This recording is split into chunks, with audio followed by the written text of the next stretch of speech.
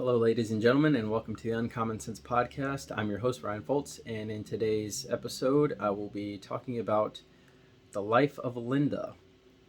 And you may be asking yourself, who is Linda? Well, Linda is a fictitious character made up by the Biden administration on their Build Back Better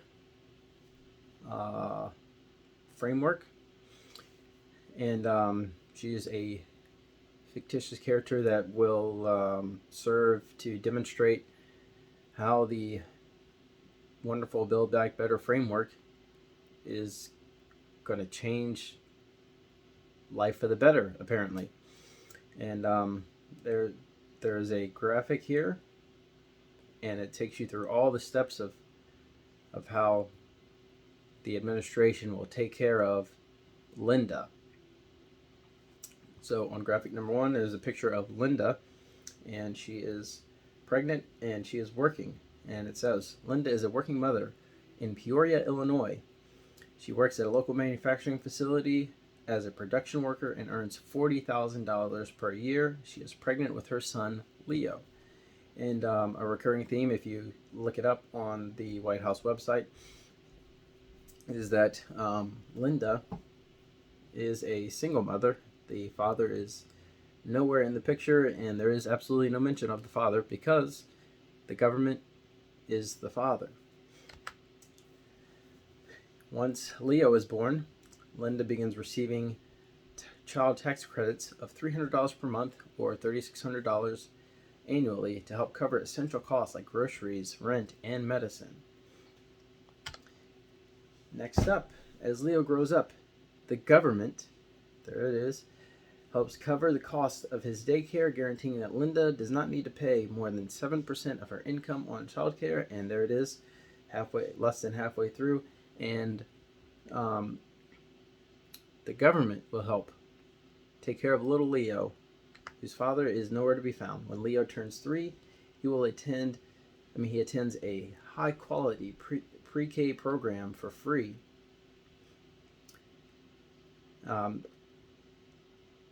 Now, you may have noticed high quality and free are in the same sentence together. Anyone that really likes hanging out at the DMV, there's your high quality pre-K.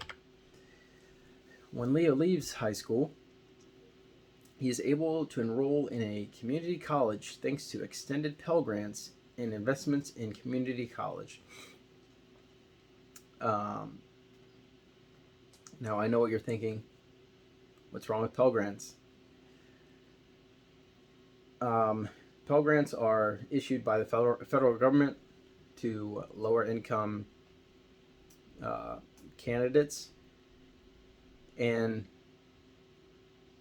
apparently people don't realize that the federal government makes their money. The federal government gets their money through taxes. So if the federal government is spending money, 9 times out of 10, they had to take it from someone else in order to give it to another person. In number 6 here on this little infographic, thanks to his community college training, Leo lands a good-paying union job as a wind turbine technician. Leo's job is one of 4 million new jobs a year that are supported by President Biden's economic plan. Because you guys know, wind turbines are everywhere. They are all over the place. And so there you go. Leo's got a great job as a wind turbine technician, even though they are not exactly reliable. And when it comes to wintertime, you have to go out there and defrost them. Number 7, the final step here in cradle to grave government assistance. Later in life, Linda needs home care and hearing care. Thanks to President Biden's plan, Linda can access affordable hearing care through Medicare, and Leo is able to afford at-home elder care for his mom. Now, you may have noticed that this whole thing is kind of ridiculous because Leo is, if you go back to the beginning, Leo is not born. Leo is in the womb at the beginning. By step number 7, Leo is full grown.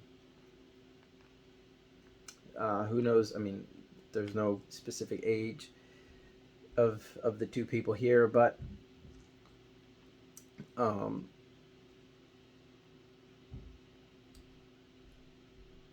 this is significantly later on in life. Odds are, by the time that this stage actually happens, well, let's be real. By the time Leo is 3 and in that high quality pre-K, Joe Biden may not even be around. Let alone for step number 7, when Leo is now full grown and his mother needs some extra help here. So even if this plan gets passed, it could absolutely get overturned, or they could supplement something else for this, because this is straight up socialism is what this is. The government essentially owns the means of production for everything, and they will basically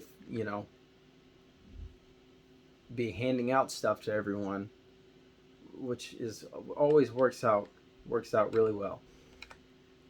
On a secondary note here, first sentence here. Linda is a working mother in Peoria, Illinois. I don't understand the use of the word mother. I'm sure birthing people everywhere are offended. How could the White House use that word? That is very offensive according to the White House. So the fact that they referred to this lady as mother makes absolutely no sense to me. It's also littered with she, her, and he, his pronouns. That doesn't seem very inclusive now, does it? But I digress. Anyways, that is, I mean, there is no mention of how this stuff is going to get paid for, obviously, because they can't pay for it. There's no way it's getting funded. There's no way to fund it without everyone being broke. I mean, the grocery store's shelves would not be that full, because there would be no groceries on the shelf. Bread lines that Bernie wants, that's about what this is going to come to by the time he is a full-grown adult, if this is the way it is for everyone.